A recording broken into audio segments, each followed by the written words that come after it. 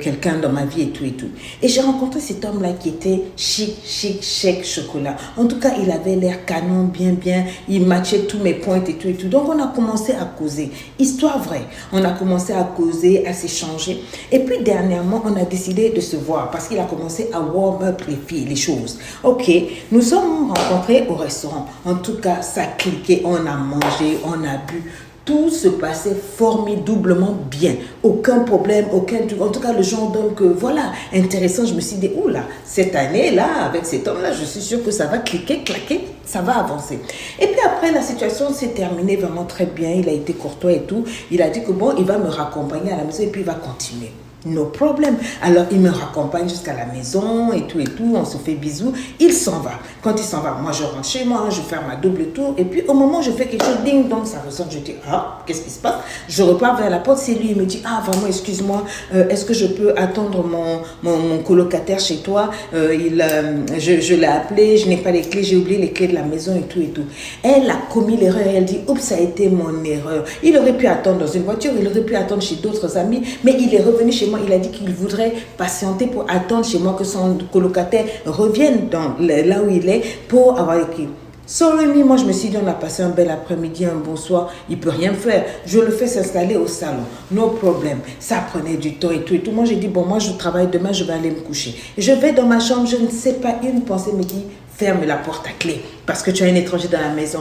Même si on avait parlé pendant quelques mois, il demeurait un étranger. J'ai fermé la porte à clé et je me suis couchée. Quelques minutes après, quelques heures après, j'entends une frappe à la porte. Il me demande, excuse-moi, est-ce que tu peux mon chargeur, mon téléphone s'est déchargé et j'aimerais vraiment utiliser ton chargeur. Je lui ai dit, ok, mais sauf que mon chargeur n'est pas avec moi, mon chargeur est du niveau de la cuisine. Je n'ai pas ouvert la porte, je lui ai parlé à travers la porte parce que j'étais en robe de nuit, je ne voulais pas qu'il me voie comme ça. Et le monsieur, il a fait semblant de partir. 30 minutes après, il est revenu encore. Il devait être dans les 2 heures du matin. Il a tapé la porte. Il dit, s'il te plaît, je ne vois pas le chargeur. Je dis, c'est le seul chargeur que j'ai. C'est celui qui est là-bas. Je t'ai bien indiqué et tout. J'ai commencé à me sentir mal. Il est parti. Et après, il est revenu quelques minutes après. Il a dit que non, il a vu le chargeur, mais que ce n'est pas celui-là. Il veut le chargeur qui est dans ma chambre. Je savais que j'étais en trouble. Je savais que ça ne sentait pas bon. J'ai dit non, il n'y a pas un autre chargeur, c'est le même chargeur. Il a commencé à être pressant. Il a dit ouvre la porte, s'il te plaît, je veux te parler et tout. J'avais fait rentrer chez moi un inconnu et j'étais vraiment mal à l'aise. Immédiatement, j'ai pris le téléphone. Immédiatement, j'ai appelé la police. J'ai dit non, il y a quelque chose. Le gars, il parlait, me dit vas-y, ouvre la porte, je veux te parler, je veux te dire quelque chose. Je ne veux pas dormir seul, j'ai peur quand je dors seul. Mon colocataire n'est toujours pas arrivé. Ouvre la porte, je vais rester avec toi jusqu'au matin et tout. Et il a utilisé toutes sortes de paroles. Et je savais que là, j'avais commis l'erreur. J'ai appelé la police. Quelque temps après, quand la police est arrivée, je dis, je suis restée dans ma chambre. Ils sont venus, ils sont rentrés et tout. Et ils l'ont attrapé. Vous savez quoi? Quand j'ai ouvert la porte, quand la police était là, je vous dis que pendant que moi j'étais allée me coucher, vous savez ce qu'il avait fait? Il avait mis des plastiques partout dans la maison et il avait préparé tous les couteaux de cuisine et tout.